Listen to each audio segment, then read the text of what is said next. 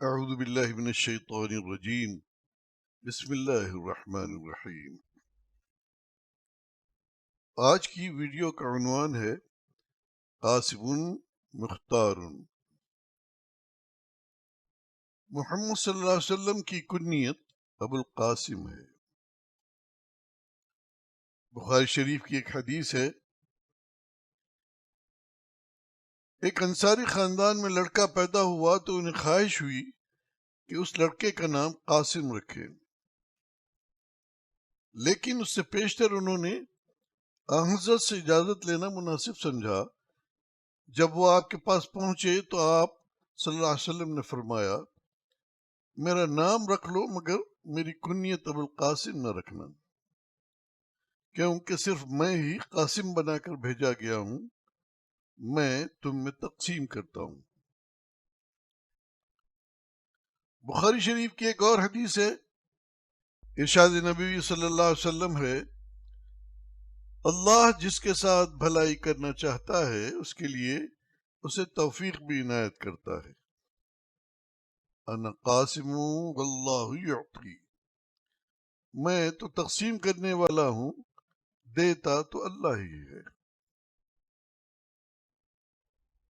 یہ تقسیم کیسی ہے، کتنی ہے، کن کو ہوتی ہے؟ کچھ علماء نے اس تقسیم کو فقط علم تک محدود کیا ہے، لیکن در حقیقت یہ تقسیم صرف علم کے ساتھ خاص نہیں، بلکہ اکثر علماء نے اس تقسیم کو عام رکھا ہے۔ یہ علم ہو یا ایمان، مال ہو یا نعمت، سب حضور اکرم صلی اللہ علیہ وسلم ہی تقسیم فرماتے ہیں۔ یہ تقسیم افراد کے لیے بھی مخصوص نہیں،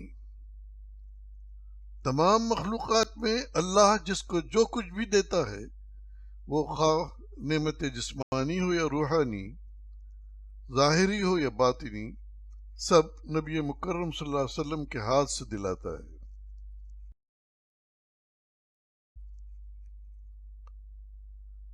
ارشاد نبوی ہے، انا قاسم واللہ یعطی، کہ اصل معنی یہ ہیں کہ اللہ دیتا ہے اور میں بانٹتا ہوں۔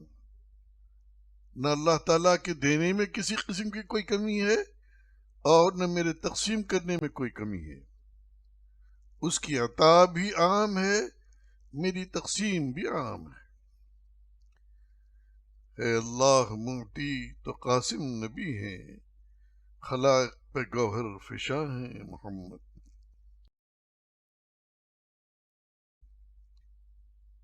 یاد رہے کہ حضرت صلی اللہ علیہ وسلم کا عمل رسالت تا قیامت جاری ہے اور جاری رہے گا۔ آپ کی سخا اور عطا کی کوئی حد نہیں۔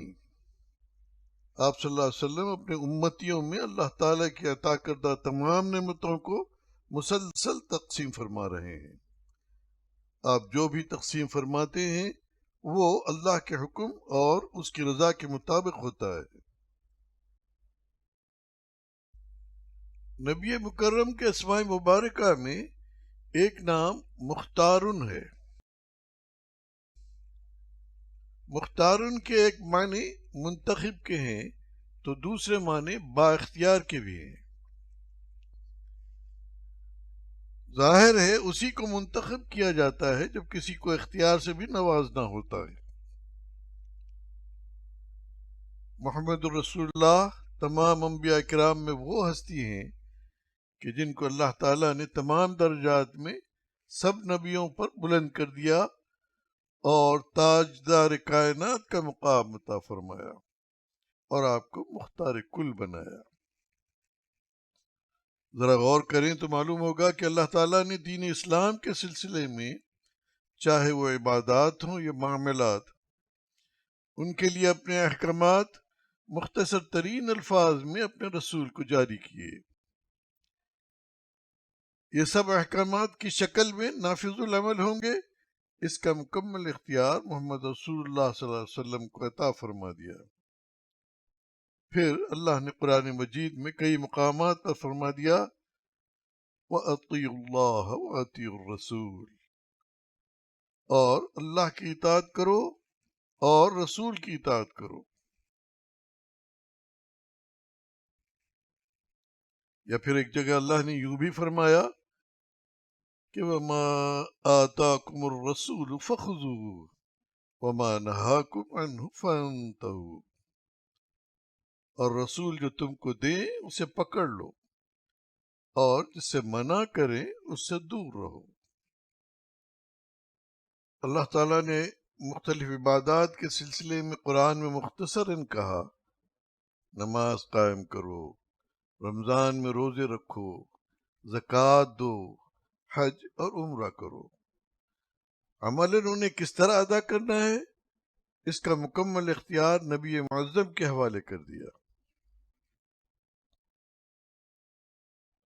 اسی طرح مختلف دنیاوی معاملات جیسے نکاح، طلاق، ترکہ، وراثت، وصیت، گواہی، ذبیحہ، قتل، قصاص، تجارت اور سود وغیرہ کے سلسلے میں بنیادی نکات قرآن مجید میں جاری کیے، لیکن ان سب کا نفاذ کیوں کر ہوگا اس کی تفصیل حضرت کے حوالے کر دی گئی۔ چنانچہ محمد رسول اللہ صلی اللہ علیہ وسلم نے ہر بات کی تفصیل اپنے صحابہ کرام سے کہہ دی یا انہیں لکھوا دی۔ یوں آپ نے اسلامی شریعت نہایت مختصر وقت میں ترتیب دے کر تمام انسانوں کے لیے ایک مکمل نظام حیات عطا فرما دیا۔ اس کے علاوہ اللہ تعالیٰ نے آپ صلی اللہ علیہ وسلم کو زمین کے خزانوں کی چابیاں بھی عطا فرما دیں۔ جب ہم زمین کے خزانوں کی چابیوں کے تعلق سے بات کرتے ہیں تو اس میں سارا ہی عالم یعنی نباتات، جمادات، حتیٰ کہ فلکیات تک سبھی شامل ہو جاتے ہیں، اور ہر شے آپ صلی اللہ علیہ وسلم کے تصرف میں اور تابع نظر آتی ہے۔ یقیناً یہ ایک غیر معمولی بات ہے، لیکن اس کی تصدیق ہمیں مختلف احادیث میں ملتی ہے۔ آگے چند مثالیں پیش کی جاتی ہیں۔ نباتات پر آپ کا تصرف۔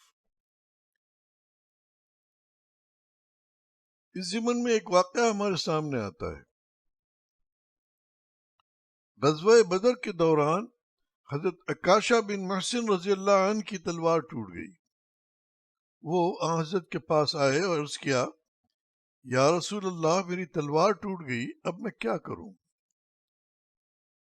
حضور کے قریب کھجور کے درخت کی چھوٹی سی خشک لکڑی پڑی تھی، آپ نے اسے اٹھا کر عکاشہ بن محصن کو دے دیا اور فرمایا اس سے لڑو۔ حضرت عکاشہ فرماتے ہیں کہ میں نے اسے ہاتھ میں لیا تو وہ فوراً سفید رنگت کی لمبی تلوار بن گئی۔ اہم بات یہ ہے کہ یہ اب لکڑی سے دھات میں بدل چکی تھی۔ اسی طرح ایک اور مشہور واقعہ ہے کہ جب حضرت کے خطبہ دینے کے لیے باقاعدہ ممبر بنایا گیا تو آپ نے کھجور کے تنے سے ٹیک لگا کر خطبہ دینا چھوڑ دیا۔ نتیجے میں کھجور کا تنا آپ کی اس جدائی کو برداشت نہیں کر پایا اور رو پڑا۔ اسے چپ کرانے کے لیے رسول اکرم اپنے ممبر سے نیچے تشریف لائے اور آپ نے کھجور کے ستون کو پکڑ کر اپنے سینے سے لگا لیا۔ ستون ایک ننھے بچے کی طرح ہچکیاں لینے لگا۔ آپ نے تھپکی دے کر اسے چپ کرایا یہاں تک کہ اسے قرار مل گیا۔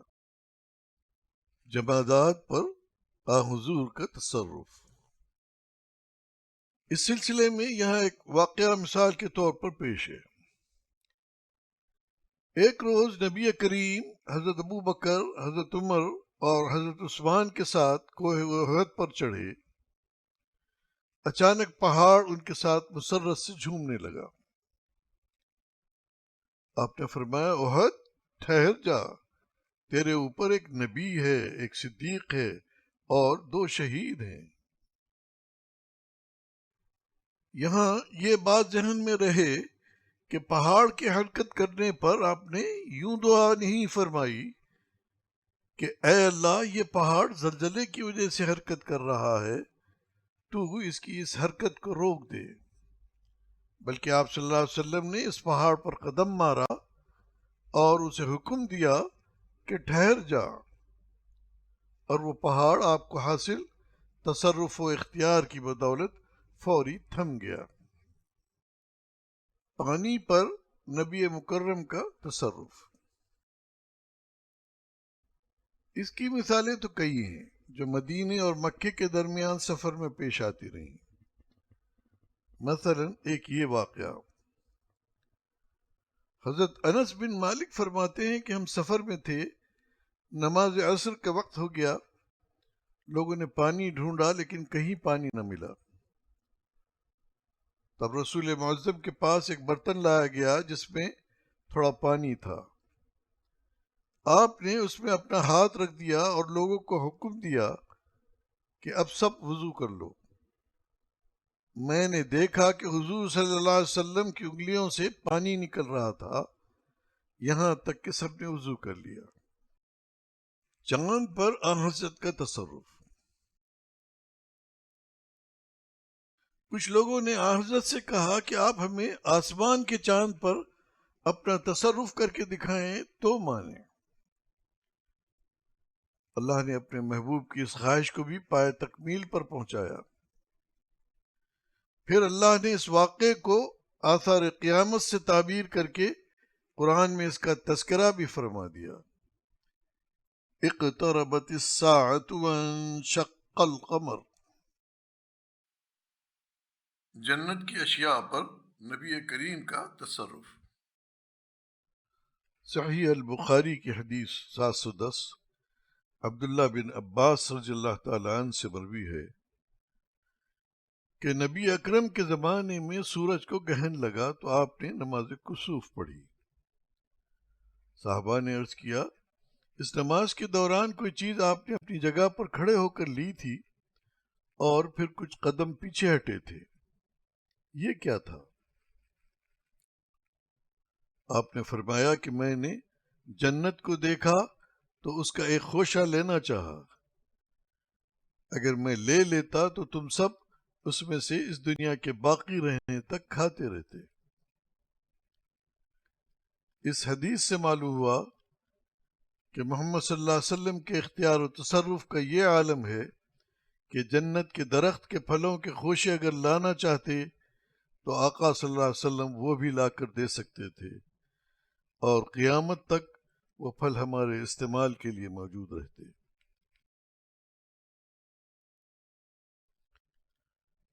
نہ سمجھا کسی نے محمد کو حسرت، حقیقت میں ایک چیز تا ہے محمد۔ اللہم صلی علی سیدنا قاسم مختار وعلی آلہ وبارک وسلم۔